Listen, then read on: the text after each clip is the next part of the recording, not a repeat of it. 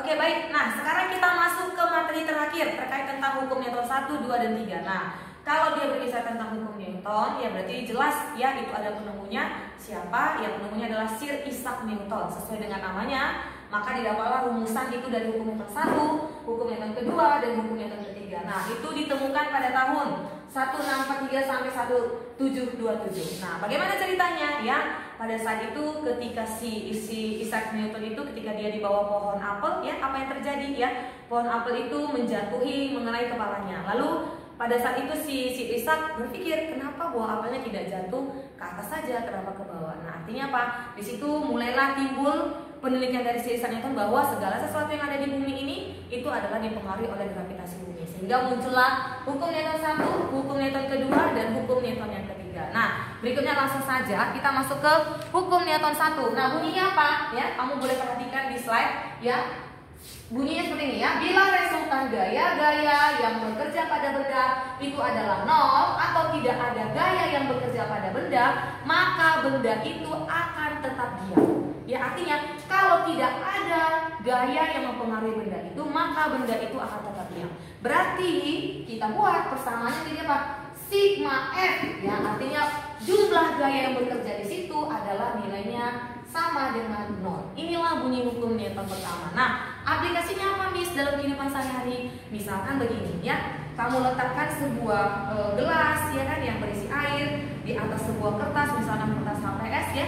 Ketika kertas itu kamu tarik secara cepat, maka gelas itu akan tetap diam ya. Artinya gaya yang bekerja pada benda itu, pada gelas itu, dia akan nilainya adalah 0, maka benda itu akan tetap diam ya. Itulah bunyi hukum Newton pertama. Sama halnya, misalkan contoh berikutnya, ketika kamu di dalam sebuah bus atau enggak kamu mengendarai sebuah kendaraan, ketika kamu tiba-tiba ngerem begitu ya, pindah posisi enggak kamu? Tidak, kan kamu akan tetap dalam posisi duduk, tapi apa yang berubah? Ya, badanmu yang akan berubah. Artinya badanmu akan bertolak ke depan. Karena apa? Karena ketika direm mendadak, maka badan kita akan tertolak ke depan. Tapi posisi kita dalam posisi diam. Nah, artinya tidak ada gaya yang bekerja di situ ya. Makanya nilai sigma F-nya itu adalah sama dengan 0 gitu ya. Jelas ya? Oke, nah berikutnya langsung saja kita masuk ke hukum Newton yang kedua. Nah, ini lihat bunyi hukum Newton kedua itu apa? Nah, ini dia bunyinya ya. Percepatan sebuah benda itu ya, dia berbanding lurus dengan gaya ya, namun dia berbanding terbalik dengan apa? Dengan masanya ya. Makanya kita dapat peroleh persamaan menjadi apa bunyi hukum Newton kedua ini? Sigma F ya sama dengan M kali A. Ini ya, inilah rumusan dari hukum Newton kedua. Artinya apa? Gaya yang bekerja pada benda itu dia akan berbanding lurus dengan nilai besar percepatannya ya, namun dia berbanding terbalik dengan masanya. Ya, misalkan contohnya apa? Ketika kita mengendarai sebuah kendaraan atau menggas sebuah mobil ya kan, nah itu dia kan. Artinya apa? Gayanya itu berbanding lurus dengan percepatan, berbanding terbalik dengan massa kita sendiri. Nah, itu apa contoh lagi yang berikutnya? Ketika kamu sedang menimba air, ya kan, kamu memberikan gaya di situ ya kan. Nah, lalu apa? Ada massa air yang akan kamu tarik ke atas dia ya. Artinya gaya yang bekerja itu berbanding lurus dengan percepatan, namun dia berbanding terbalik dengan masanya. Itu dia ya.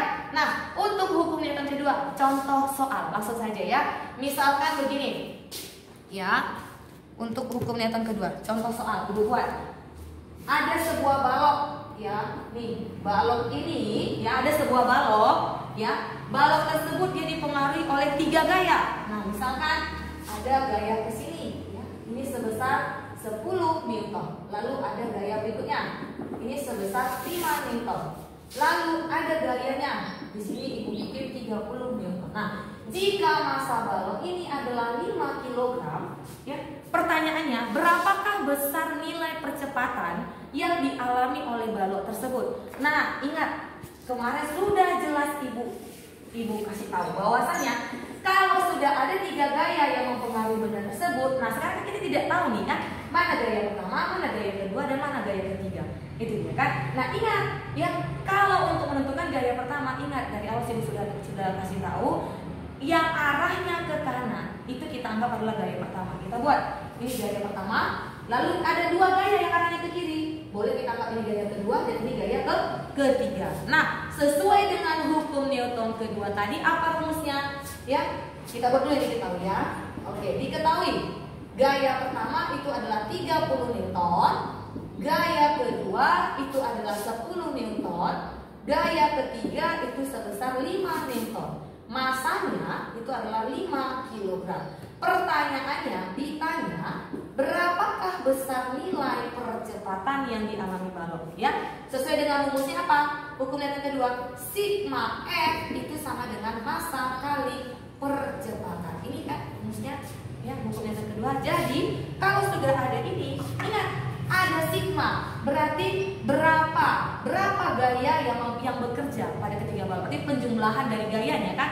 Berarti kita buat, ya, sigma M sama dengan M kali A. Nah, gayanya ada 3. Nah, kita perhatikan gaya pertama. Berarti sesuai dengan resultannya kemarin apa saja? F1 kita tambahkan F2, kita tambahkan F3 sama dengan, ya, massa kali percepatan. Oke, gaya 1 kita masukkan, berapa nilainya? 30 Newton. Nah, berikutnya ditambah gaya kedua, arahnya kemana?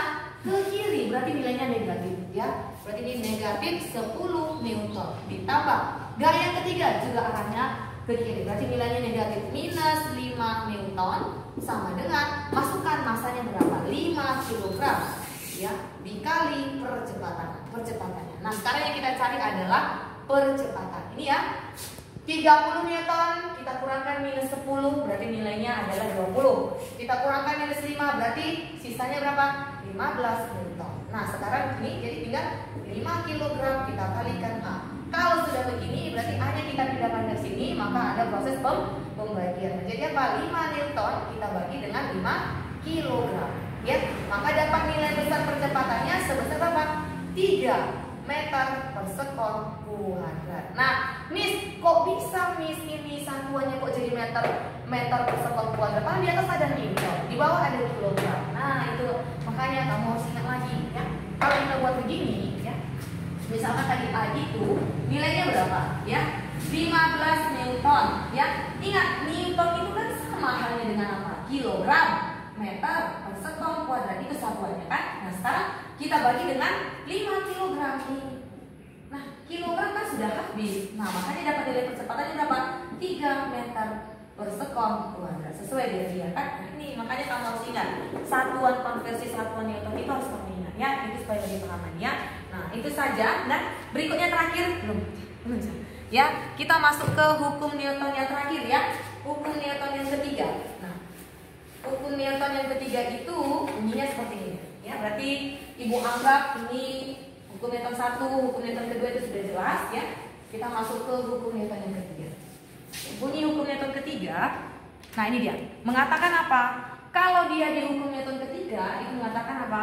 Ketika suatu benda itu memberikan gaya pada benda kedua, misalkan Miss, artinya Miss ini adalah benda yang pertama. Lalu ada dinding, berarti dinding ini kita anggap adalah benda kedua.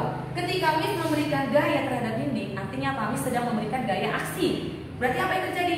Maka dinding tersebut akan memberikan gaya reaksi, ya. Tapi yang arahnya adalah saling berlawanan. Itulah bunyi hukum yang ketiga. Ya, artinya apa nih? Benda kedua, katanya kan benda kedua juga memberikan gaya yang sama besarnya. Artinya gaya yang ibu kasih terhadap dinding ketika menurut sebuah dinding, maka dinding tersebut juga akan memberikan gaya yang sama besarnya, tapi arahnya yang berlawanan. Sehingga persamaan hukum Newton kedua apa?